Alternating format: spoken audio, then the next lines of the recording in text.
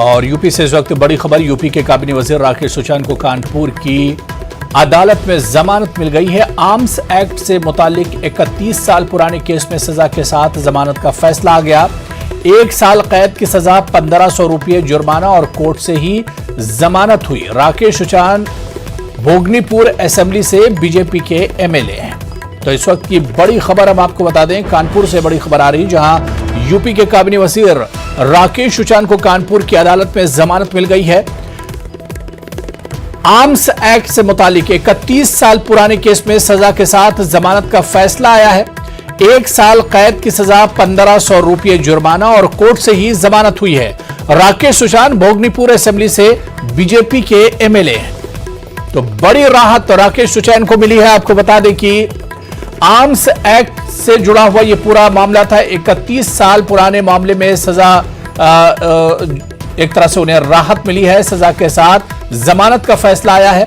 1 साल कैद की सजा, 1500 रुपये जुर्माना किया गया और कोर्ट से ही जमानत मिली है। आपको यह भी बताते चलें कि राकेश सुशांत बीजेपी के एमएलए हैं।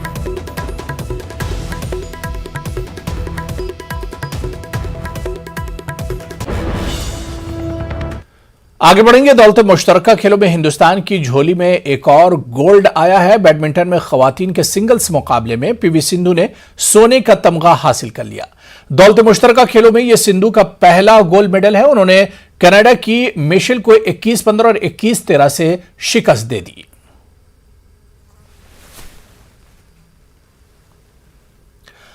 राज्यसभा रुकन और सीनियर वकील कपिल सिब्बल सुप्रीम कोर्ट के हालिया कुछ फैसलों से नाराज हैं। गुज़िश्ता दिनों एक प्रोग्राम से खिताब करते हुए कपिल सिब्बल ने कहा कि वो तकरीबन 50 बरसों से वकालत कर रहे हैं और इन्हें अब इदारे से कोई उम्मीद नहीं रही।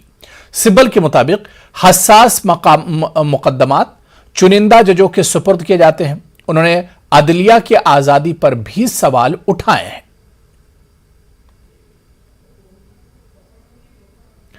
पतराचौल घोटाला मामले में गिरफ्तार शिवसेना लीडर संजय राउत को राहत नहीं मिली। इन्हें 22 अगस्त तक अदालती तहवील में भेज दिया गया है।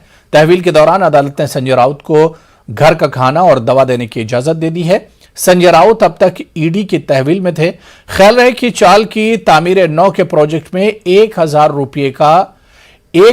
करोड़ रुपए का घोटाला हुआ था। एजेंसी का दावा है कि राउत और इनके खानदान 1 करोड़ 6 लाख रुपए का फायदा इन्हें हुआ है।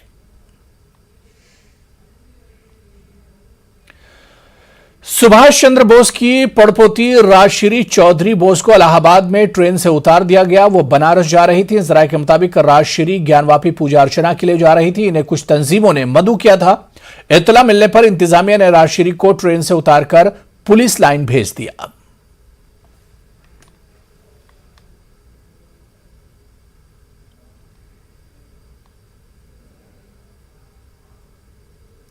खबर बिहार से है, जहां जेडीयू बीजेपी इत्तेहाद में सब कुछ ठीक ठाक नहीं चल रहा है। जराये के मुताबिक जेडीयू अलग राह इख्तियार कर सकती है। जेडीयू सदर और बिहार के वजीर आला नीतीश कुमार ने कल पार्टी अरकान पार्लिमान और अरकान असेंबली की मीटिंग बुलाई है। इस मीटिंग में बीजेपी इत्तेहाद से मुतालिक कोई अहम फैसला ले सकती है। यूं तो जेडीयू और बीजेपी इत्तेहाद में तलखी कई माह पहले दर आई थी, लेकिन आरसीपी के इस्तीफे के बाद यह तलखी मजीद बढ़ गई है।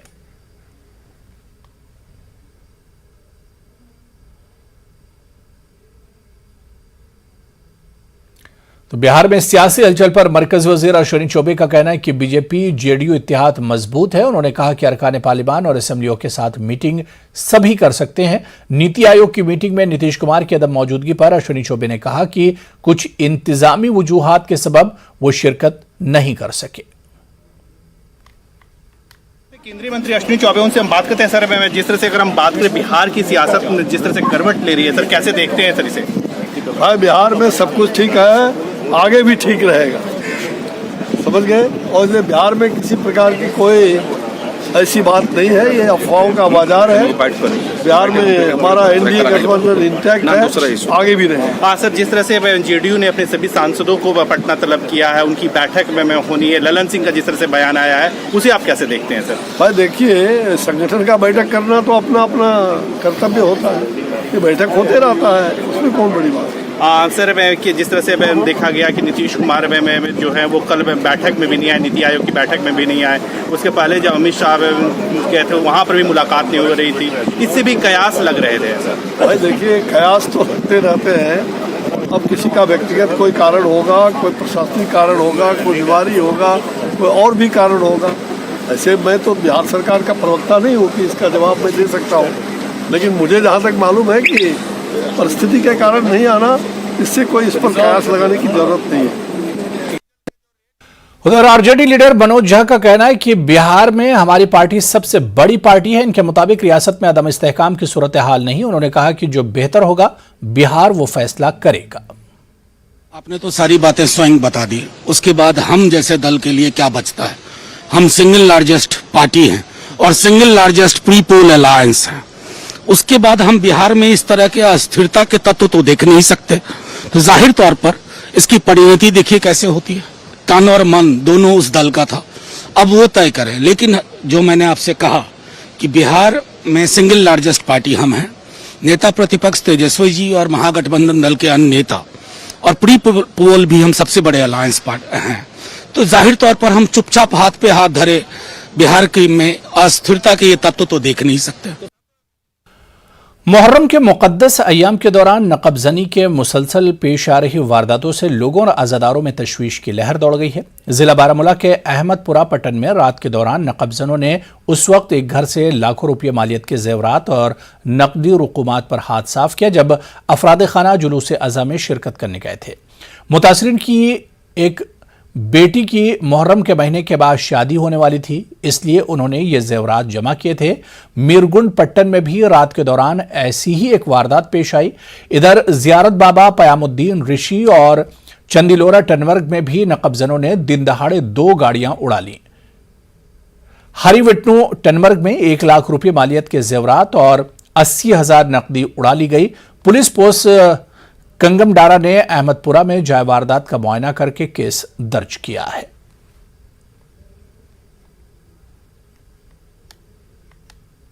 कल रात को यहाँ पे अलमी शरीफ था और बहुत सारे पूरे इलाके के लोग उसमें शामिल थे।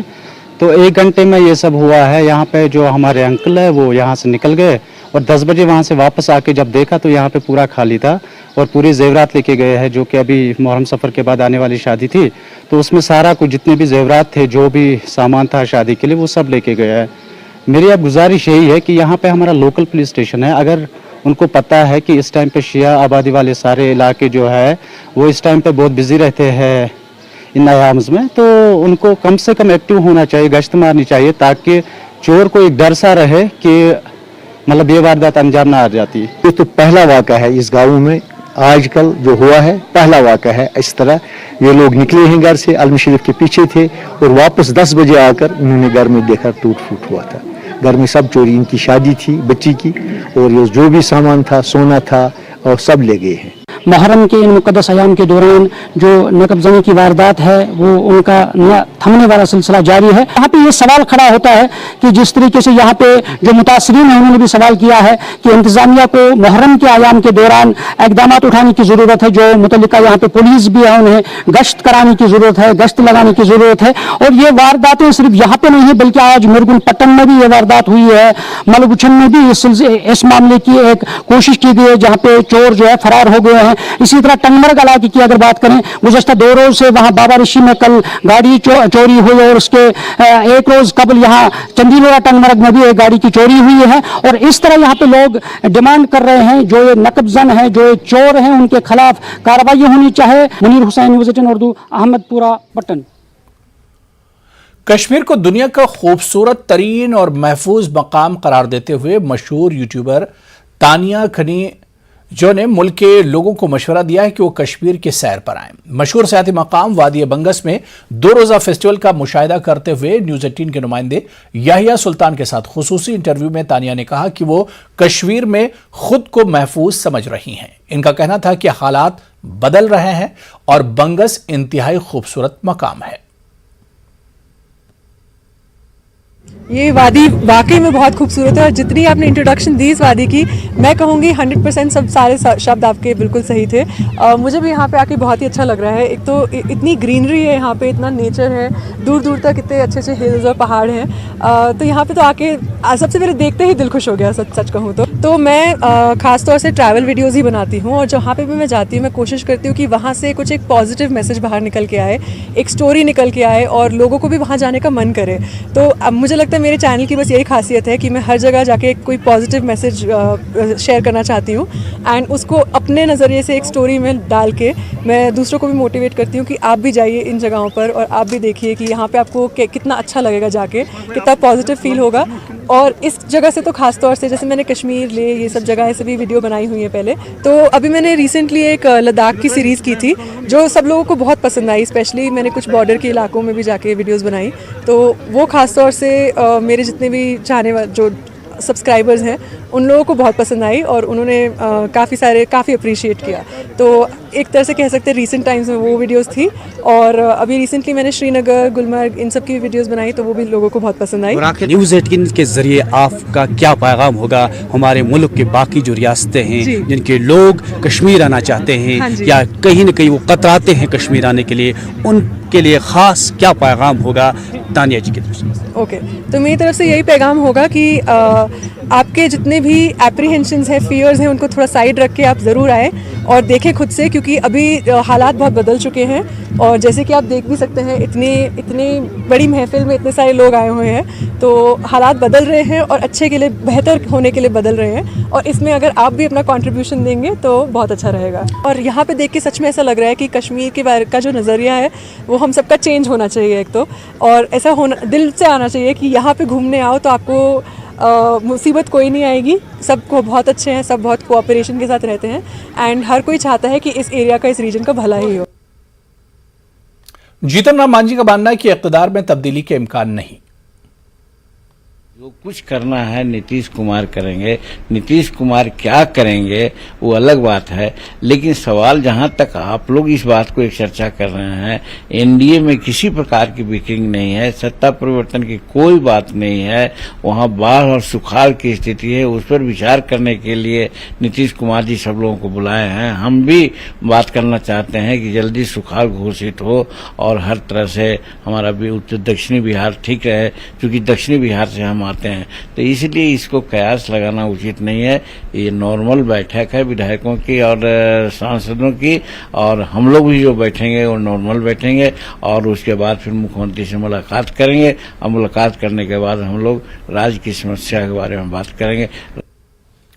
15 अगस्त को जश्न यौम आज़ादी के पेश नज़र दिल्ली के बाजारों में सिक्योरिटी के इंतजाम बढ़ा दिए गए हैं। बाजार में आने वाले लोगों की सीसीटीवी कैमरों से मुसलसल निगरानी की जा रही है। दुकानदारों को मुसलसल समझाया जा रहा है कि अगर वो कोई मशकूक चीज़ या कोई मशकूक शख्स देखें तो फौरी जानकारी दें। इसके साथ बाजार में आने वाले हर शख्स की छानबीन की जा रही है। हमारी नुमाइंदा रचना ने बाजार का जायजा लिया।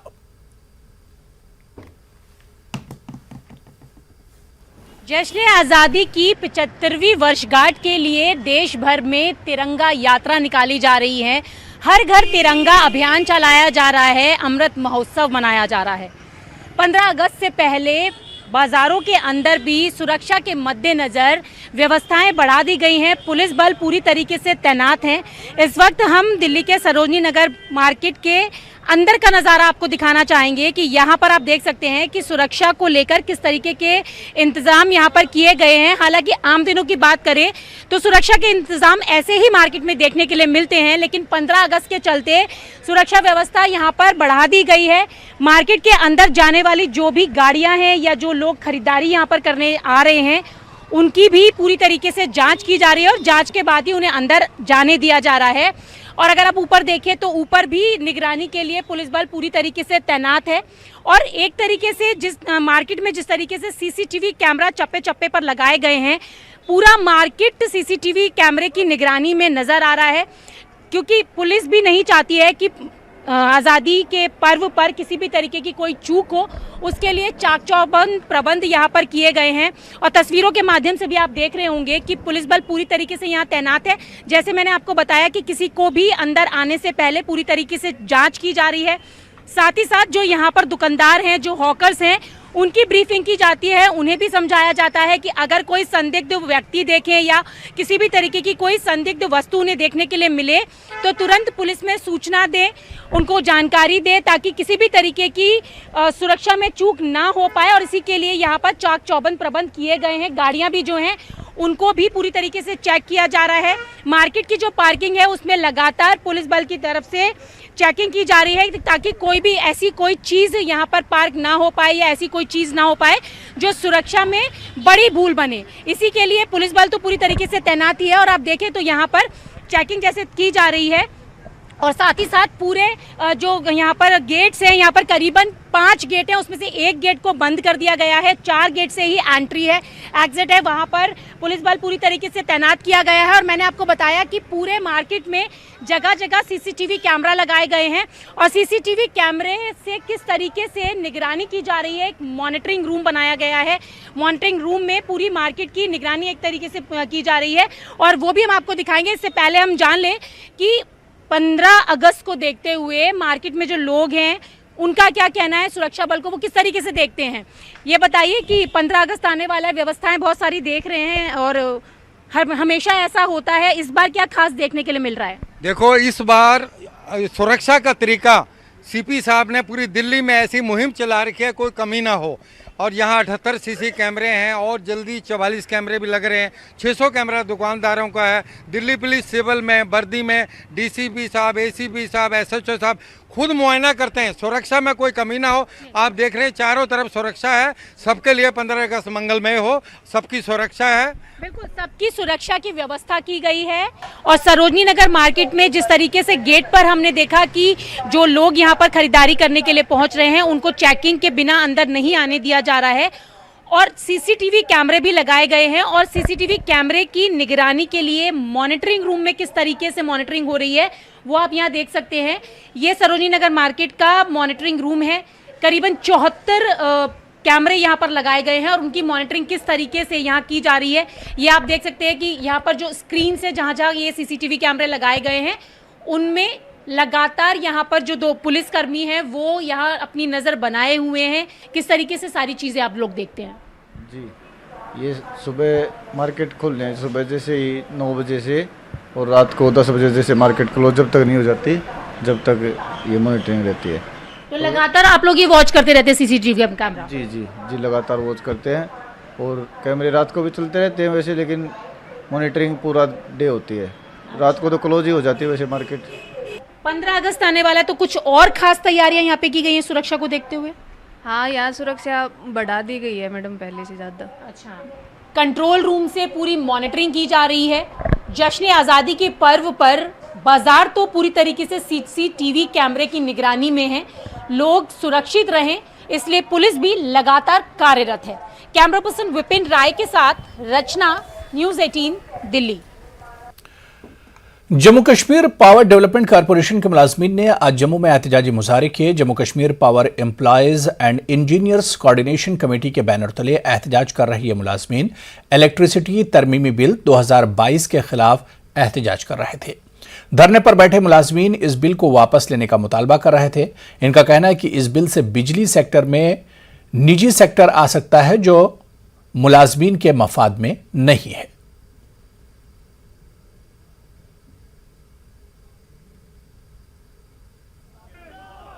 बिल की वजह से बिजली के डिस्ट्रीब्यूशन सेक्टर में प्राइवेट प्लेयर्स को आने का मौका मिलेगा और सारी जो बिजली की कॉम्पिटिटिवनेस है वो प्राइवेट सेक्टर के हाथों में मनचाहे और मनमाने तरीके से चलाया जाएगा। जो रेवेन्यू रियलाइजेशन में आपके टैरिफ के रेट्स हैं उन पे काफी हद तक जो है इन प्राइवेट कंपनीज का रोल रहेगा। पार्लियामेंट में इसमें पुरजोर उसका विरोध किया जाए, पूरे देश में इसकी आवाज उठाई जाए, सभी पॉलिटिकल पार्टीज इसके खिलाफ जो है आवाज उठाएं, क्योंकि राशन घाट पर राशन की अदम दस्तयाबी और पीने के पानी की अदम दस्तयाबी को लेकर लोगों ने एहतजाज किया। लोगों का कहना है कि आशूरा और 11वीं मुहर्रम को नूरीपुरा में बड़ा जुलूस अज़ा बरामद होता है, जिसमें वादी भर से अज़ादार शिरकत करते हैं। लेकिन इस गांव को अभी तक महकमे उमूर सारिफीन की तरफ से राशन फराहम नहीं किया गया और न ही महकमे जल शक्ति ने पीने के लिए पानी सप्लाई फराहम किया। लोगों ने सड़क पर आकर दोनों महकमों के खिलाफ एहतजाज किया। उन्होंने अपील की कि जल्द नूरीपुरा में राशन और पानी फराहम किया जाए। इधर जब न्यूज़ 18 उर्दू नुमाइंदे मुनीर हुसैन हुर्रा ने एडी फूड बारामुल्ला तारिक अहमद से फोन पर पूछा तो उन्होंने यकीन दिलाया कि नूरपुरा को कल सुबह तक राशन फराहम किया जाएगा।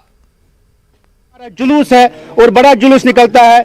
यहाँ कोई चावल नहीं है, कोई राशन नहीं है, पानी नहीं है। हमें इससे पहले वो सप्लाई भेजते थे पानी की, यहाँ पे गाड़ी आती थी, लेकिन कोई यहाँ इंतजाम नहीं है। हमारे यहाँ पर जो 11 तारीख को जुलूस निकल रहा है, राशन घाटों पे कुछ भी चावल नहीं है और दूसरे यहाँ पर पानी का जो मसला है, पानी भी यहाँ पर नहीं आ रहा है। मेरा कहने का हुक्म से मेरी यही गुजारिश है, जब मुहर्रम मीटिंग होती है उसका इम्प्लीमेंटेशन ग्राउंड पे दिख कहाँ रहा है। हमारी एलजी साहब तक अगर हमारी आवाज़ पहुँचती है तो एलजी साहब से हम यही गुजारिश करेंगे कि यहाँ जो बेसिक रिक्वायरमेंट्स हैं, ऑन ग्राउंड रिक्वायरमेंट्स, यहाँ पे 11 मुहर्रम को हमारा सबसे बड़ा जुलूस होता है जिसमें ऑलमोस्ट वादी भर से लोग आते हैं उस जुलूस में पार्टिसिपेट करने के लिए। लेकिन ग्राउंड पर जब पानी ही नहीं है, राशन ही नहीं है, तो उस विदाउट दीज बेसिक नेसेसिटीज़ कैसे हो जाएगा काम।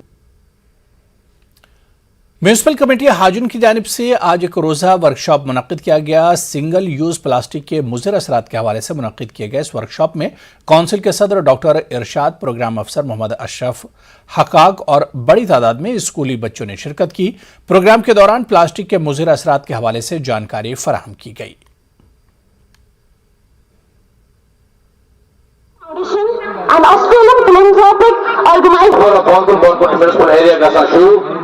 बिजनेस तो करो कोशिश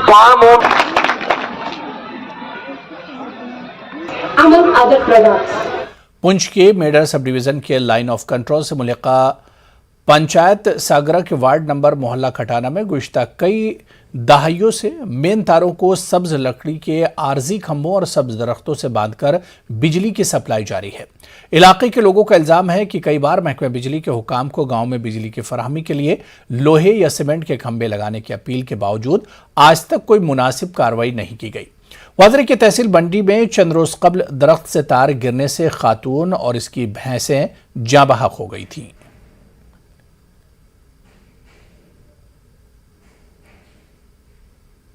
ये बिजली की जी तार है, हमने कहूँगा खंबा ला गया इनके ऊपर के तार टंगी हुई है। तो कोई भी महकमा आए आएंगे जनाब देखे कि हमारे इन तारा के खस्ता आ रही है। इसलिए बारिशी मौसम में कोई खंबा टह जाए लकड़ी को, अगर तो कोई बंदो नुकसान हो जाए तो कौन जवाबदार है इस चीज़ को। तराल के हरगाम बटनूर बांधे मोहल्ले के लोगों ने शिकायत की है कि इलाके में पिछले साल महकमे दही तरक्यात ने एक ड्रेन तामीर किया था जो इंतहाई तंग है, जिसका पानी नज़दीकी कब्रस्तान और घरों में दाखिल होता है। उन्होंने बताया कि ड्रेन अब खस्ता हाली का शिकार भी हो चुका है। उन्होंने ड्रेन की तजदीद व मरम्मत करने की मुताल्लिक हुक्काम से मांग की है।